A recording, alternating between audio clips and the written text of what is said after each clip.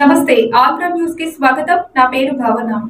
తూర్పుగోదావరి జిల్లా అనపర్తి నియోజకవర్గం నుండి తెలుగుదేశం పార్టీ జాతీయ అధ్యక్షులు నారా చంద్రబాబు రా కదిలిరా భారీ బహిరంగ సభకు అనపర్తి నుండి కాతేరు వరకు రాష్ట్ర తెలుగుదేశం ఉపాధ్యక్షులు నల్లమిల్లి రామకృష్ణారెడ్డి మరియు అనపర్తి నియోజకవర్గ జనసేన ఇన్ఛార్జ్ మర్రెడ్డి శ్రీనివాసరావు ఆధ్వర్యంలో దాదాపుగా 5,000 బైకులు, 250 కార్లు, 500 ఆటోలు, 50 బస్సులతో ర్యాలీగా తరలి వెళ్లారు.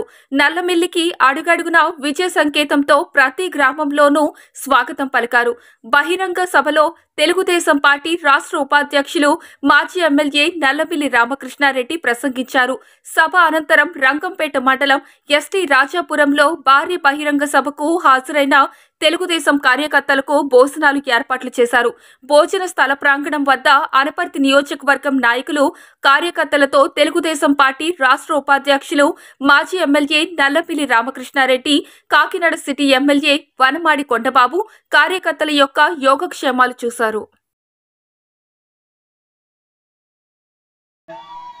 కార్యక్రమానికి కొద్ది నిమిషాల్లోనే మన ముందుకి వచ్చి మిమ్మల్ని ఉద్దేశించి ప్రసంగబోయించబోయే తెలుగుదేశం పార్టీ జాతీయ అధ్యక్షులు, పూర్వపు ముఖ్యమంత్రి వర్యులు, కాబోయే ముఖ్యమంత్రి వర్యులు పెద్దలు నారా చంద్రబాబు నాయుడు గారికి, ఈ కార్యక్రమంలో వేదిక పైన ఆసీనులైన తెలుగుదేశం జనసేన అతిరథ మహారథులకు, వేదిక ముందున్న తెలుగుదేశం పార్టీ జన సైనికులకి, మీడియా మిత్రులకి పేరు పేరున హృదయపూర్వకంగా నమస్కారాలు. ఈ కార్యక్రమాన్ని విజయవంతం చేస్తున్నందుకు కృతజ్ఞతలు తెలియజేసుకుంటున్నా. ఈరోజు జగన్మోహన్ రెడ్డి పరిపాలన ఏ విధంగా ఉందో మనందరికీ తెలిసిన విషయమే. ఇవాళ ఏ వర్గం కూడా సంతోషంగా లేని పరిస్థితి.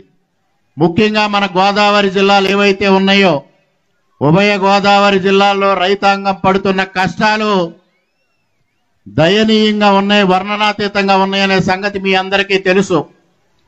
ఇవాళ గోదావరిలో పుష్కలంగా నీరున్నప్పటికీ కూడా మొదటి పంటకి నీరు ఇవ్వలేని చేతగాని ప్రభుత్వం ఇవాళ జగన్మోహన్ రెడ్డి ప్రభుత్వం అని కూడా ఈ సందర్భంగా మీకు తెలియజేస్తా ఉన్నా.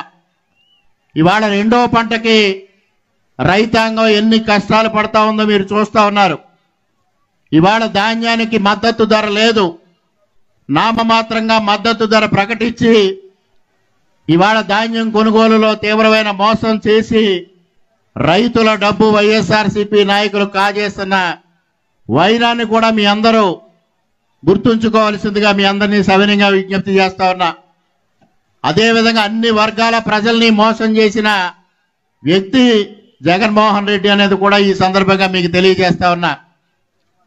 మరి అన్ని వర్గాల్ని మోసం చేయటంతో పాటు వైఎస్ఆర్సీపీ అంటే రెడ్డి సామాజిక వర్గానికి చెందిన పార్టీ, రెడ్లందరూ వైఎస్ఆర్సీపీకే ఓటు వేయాలని ప్రచారం చేసి ఇవాళ రెడ్లను కూడా ఏ విధంగా మోసం చేశాడో ఒక్కసారి ప్రతి ఒక్కరూ గమనించాల్సిన అవసరం ఉంది. ఇవాళ సాక్షాత్తు బాబాయిని చంపిన వ్యక్తి, తల్లిని చెల్లిని బయటికి తింటిన వ్యక్తి ఇవాళ రెడ్లకు సంబంధించిన వ్యాపారాలన్నీ నష్టపోయాయి. ఒక రైస్ మిల్సే కాదు, పౌల్ట్రీసే కాదు, అనపర్తి ప్రాంతంలో ఉన్న ఫైనాన్స్ వ్యాపారులు కూడా ఇవాళ దయనీయమైన పరిస్థితిలో ఉన్నారు. ఇవాళ రెడ్డి సామాజిక వర్గాన్ని రాయలసీమ, కోస్తాంధ్ర తేడా లేకుండా అందరినీ మోసం చేశారు. ఇవాళ అందరూ దయనీయమైన పరిస్థితిలోకి వెళ్ళారు. ఇవాళ రెడ్డి సామాజిక వర్గానికి చెందిన నాయకులు కానీ ఎవరైనా సరే బయటికి వెళ్ళి రెడ్డి అని చెప్పుకోవడానికి సిగ్గుపడే పరిస్థితి జగన్మోహన్ రెడ్డి తీసుకొచ్చాడనేది కూడా ఈ సందర్భంగా మీ అందరికీ సవినయంగా విజ్ఞప్తి చేసుకుంటా ఉన్నా. ఇవాళ మీ అందరికీ తెలియజేసేది ఒకటే, ఇవాళ రెడ్డి సామాజిక వర్గం కూడా జగన్మోహన్ రెడ్డికి వ్యతిరేకంగా ఉంది.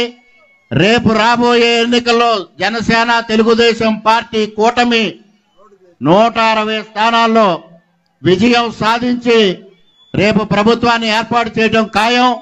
ప్రజలందరి ఆకాంక్షలు తీర్చడం ఖాయమని మీ అందరికీ సవినయంగా తెలియజేసుకుంటూ ఈ అవకాశం కల్పించిన మీ అందరికీ సవినయంగా నమస్కారాలు తెలియజేసుకుంటూ సెలవు తీసుకుంటా. జై హింద్, జై తెలుగుదేశం, జై చంద్రబాబు. దయచేసి సార్ వస్తున్నారు, ఎవరి సీట్లో వాళ్ళు కూర్చోండి, దయచేసి ఖాళీ చేసి